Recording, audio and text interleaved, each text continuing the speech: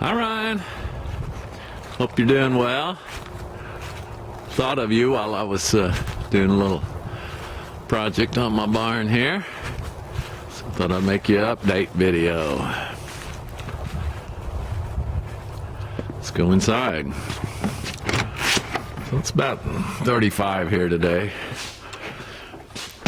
And we did such a good job insulating that just with that little kerosene heater, we can bring it up to, I don't know, 60 degrees, no problem. Smells a little, but I light it outside and let it get hot, and so that kind of reduces the stink. Kind of a mess still. Haven't sorted through all my stuff. Got the shelves built, and still a lot of stuff left outside. But what I've been working on most recently is an old wooden workbench that was at a neighbor's house, and Wardy, man, I don't remember if you remember Ward that had the mules. He went to the auction when it was sold, and loaded up in his pickup, and really had no need for it, and he just gave it to me. I think after the auction nobody wanted it.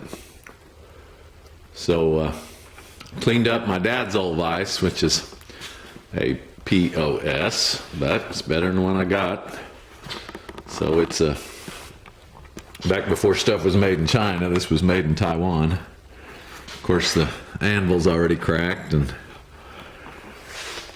it was greasy mess. Cleaned it up so everything works good, and but I just didn't think it was worth the stripping and painting.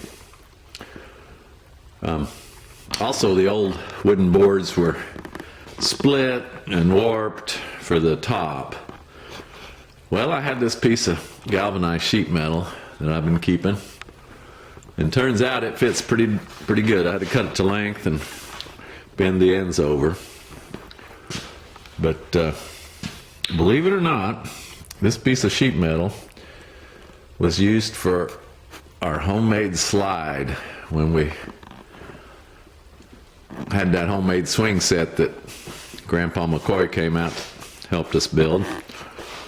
And wouldn't you know it, it just fits about perfect. So hopefully I can find the picture of you sliding down it before we smoothed out the bump at the bottom. But what a classic picture. Hopefully you remember that.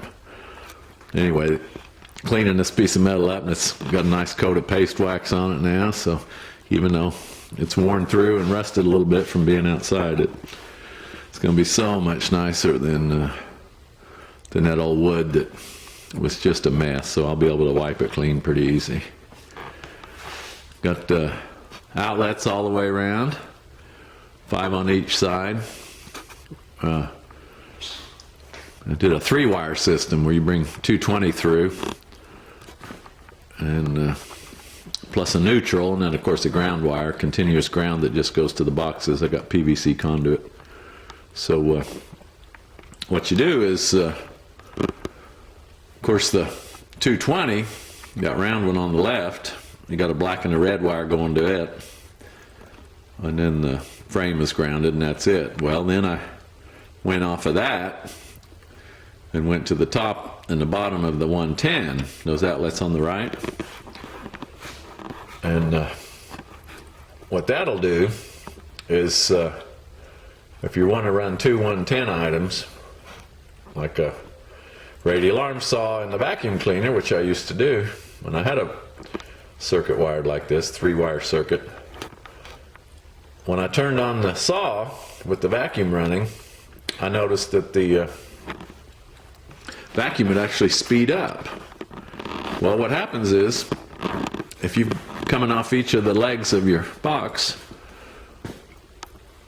for the top and bottom of that, the current is canceled in the white neutral wire. So your voltage drop, instead of being all the way up to the outlet from the box and then all the way back down through the neutral, now in essence you've only got half the distance, if you're following me at all. And so you only get half the voltage drop, which is a good thing. So show you a little bit more about the boxes here. This main breaker although it's not really a main breaker. This was what we had when we had the trailer, and it was kind of our, you can see I've still got the old weatherproof top, which is going to come off. Anyway, it came into a 100 amp breaker, and then I used those other breakers to feed outlets for the construction, and went to the trailer. And then I used it as the kind of temporary wiring here lately for the barn before I finished it. So now I'm running through that big elbow into a second box because I didn't have enough fuses.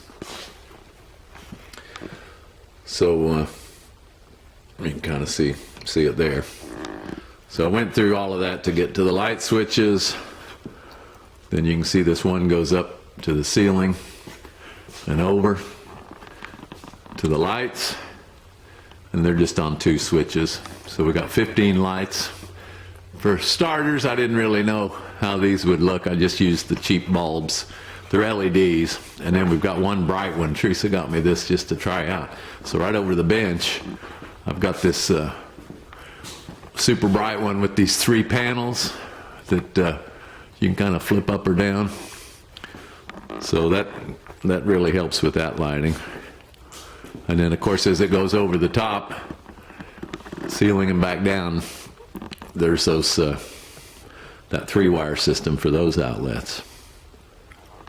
Now coming across horizontally out of that second panel goes into the 5 outlets on this side plus 1.